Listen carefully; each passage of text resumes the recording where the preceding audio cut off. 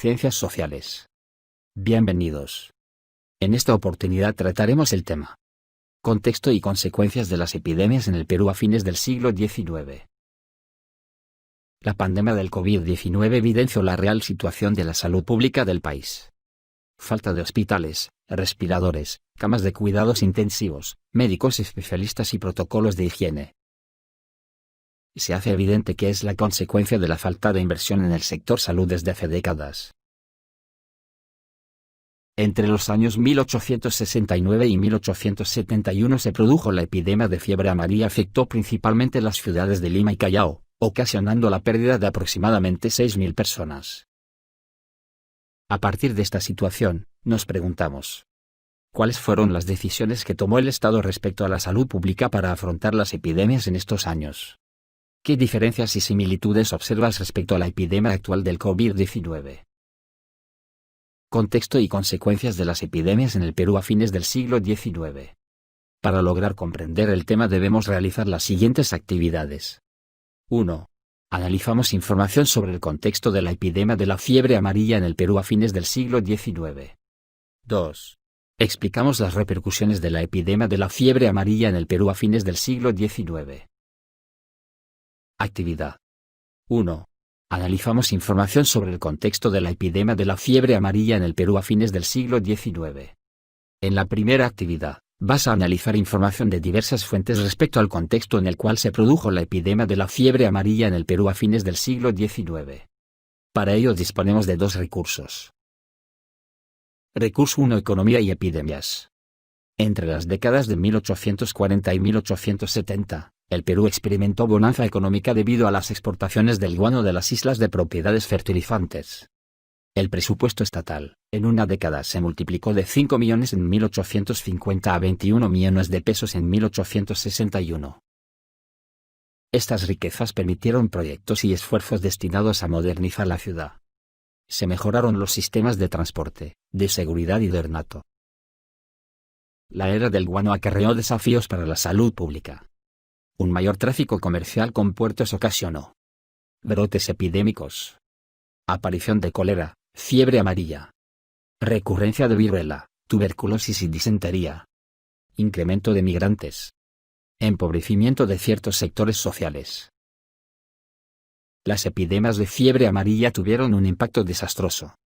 Alertó a las autoridades municipales sobre la necesidad de emprender campañas, crear legislación y modernizar las condiciones ambientales urbanas. La respuesta municipal, sin embargo, no fue inmediata, ni sistemática u organizada.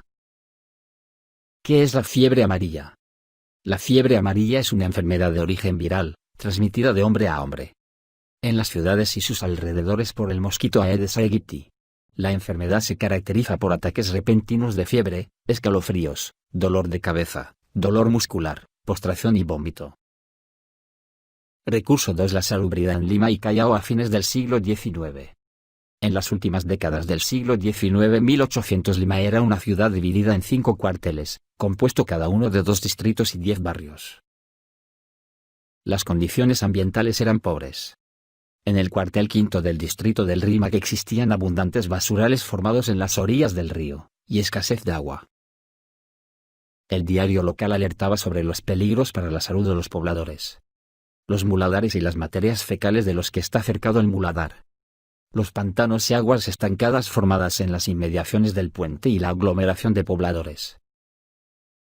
Otro problema era el hacinamiento de pobladores y animales. En los domicilios era común la presencia de animales domésticos: gallinas, pollos, patos, así como cerdos, burros y caballos, donde proliferaban roedores e insectos como pulgas, piojos y moscas.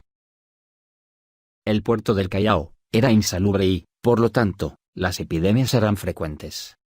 Era una ciudad sucia y horrible con calles estrechas y casas de pequeña altura hechas de caña y barro con techos completamente planos.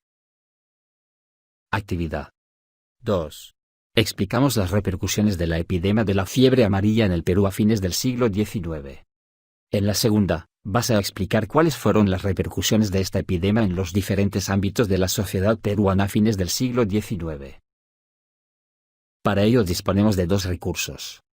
Recurso 3: Algunos datos de la epidemia de la fiebre amarilla en Lima y Callao. En Lima, Cuadro 5 epidemiados por sexo atendidos en hospitales San Andrés, Santa Ana, San Bartolomé y el Lazareto. Lima 21 de febrero al 31 de marzo de 1868. Como se aprecia en el gráfico, hay un total de 319 hombres y mujeres que entraron al hospital, de los cuales fueron curados 92 y muertos 124. Se observa claramente que los hombres fueron los que padecieron más esta epidemia. En el Callao. Cuadro 6 mortalidad en el Callao en 1868.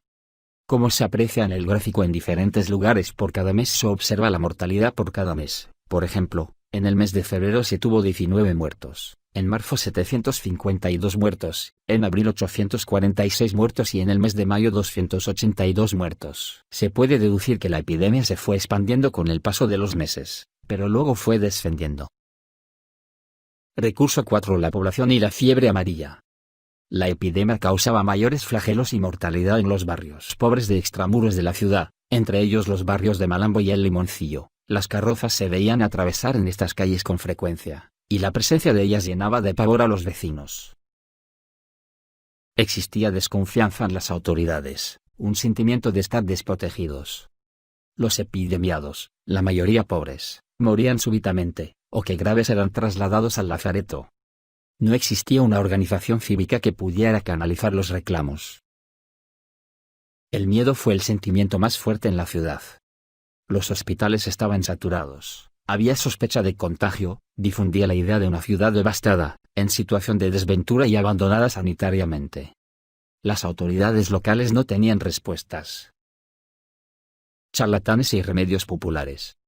Ante esta situación, los limeños utilizaron remedios caseros u ofrecieron preparaciones, tónicos, o infusiones, con supuestas virtudes y propiedades curativas. Asimismo, medidas preventivas, explicaciones sobre las causas. Actividad 27. Contexto y consecuencias de las epidemias en el Perú a fines del siglo XIX. Esta semana la actividad tiene dos partes. La primera parte. 1. Analizamos información sobre el contexto de la epidemia de la fiebre amarilla en el Perú a fines del siglo XIX. Para resolver esta actividad. A. Lee el recurso 1 Economía y epidemias, e identifica y anota las ideas principales. Luego desarrolla lo siguiente: elabora y completa el siguiente cuadro sobre las inversiones y desafíos surgidos en el Perú en el contexto de la economía peruana entre los años 1840 y 1870. Por ejemplo, tenemos que se invirtió en el sistema de transportes de la ciudad y en los desafíos para la salud pública fue los brotes epidémicos como la fiebre amarilla. B. Lee el recurso 2 La salubridad en Lima y Callao a fines del siglo XIX, e identifica y anota las ideas principales. Luego responde lo siguiente. ¿En qué medida estas condiciones de salubridad contribuyeron al desarrollo de la epidemia de la fiebre amarilla? ¿Crees que las actuales condiciones de salubridad de tu localidad tienen relación con la expansión de la pandemia del COVID-19? Para el desarrollo de estas preguntas debemos hacer uso de nuestra capacidad de comprensión lectora del recurso 2 y luego determinar las condiciones de salubridad de la época y en base a tu análisis personal determinar su relación con la situación actual de la pandemia COVID-19. La segunda parte. 2. Explicamos las repercusiones de la epidemia de la fiebre amarilla en el Perú a fines del siglo XIX. A partir de los aspectos abordados en los diferentes recursos, tu reto será elaborar un artículo de opinión en el que expliques el contexto económico-social en el cual se desarrolló la epidemia de la fiebre amarilla estableciendo los cambios y permanencias en relación a la epidemia del COVID-19.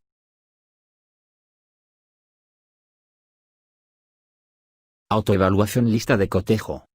En la última parte de la actividad tienes la oportunidad de hacer una autoevaluación de tu actividad o tarea, por medio de una lista de cotejo. Finalmente, recuerda que la autoevaluación en la lista de cotejo es personal y no es necesario que lo presentes como parte de tu tarea. Gracias por su atención.